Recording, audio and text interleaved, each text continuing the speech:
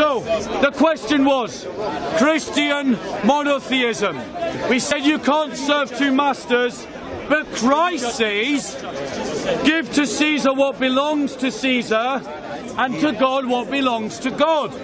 So how do you reconcile these two things? The way to think about these two things is as the first Jews thought about them. Because what happened? Don't give him oxygen, brother. What happened was the Herodians. The Herodians were the political party of Herod, who was the puppet king of the Romans, and they came to him with a trick question. Do we pay taxes to Caesar, good teacher? Is it right to do so? Because we know you're no respecter of persons. If Christ had answered in the affirmative, I'm answering a question. If Christ answered in the affirmative, he would have been guilty of idolatry, because the taxes had the inscription and the image of Caesar. If he had answered in the negative, they would have had him executed for treason before the appointed time. So Christ answered like a brilliant rhetorician. He answered with an answer as smart as the question itself. He said, give to Caesar what belongs to Caesar, and give to God what belongs to God.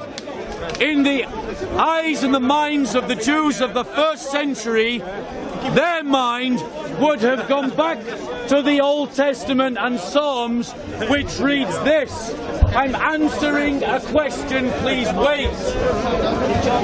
The earth is the Lord's and all it contains, the world and those who dwell in it. So according to the minds of the Jews in the first century from Psalm 24, if everything belongs to God, what belongs to Caesar? Nothing. Which means that as Christians, our first duty is to God, not the state. Yes.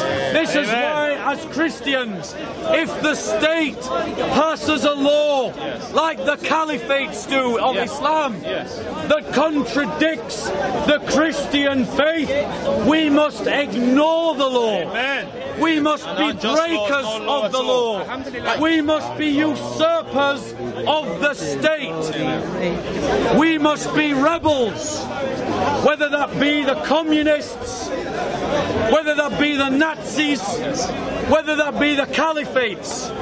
We must rebel against those that are opposed to the kingdom of God.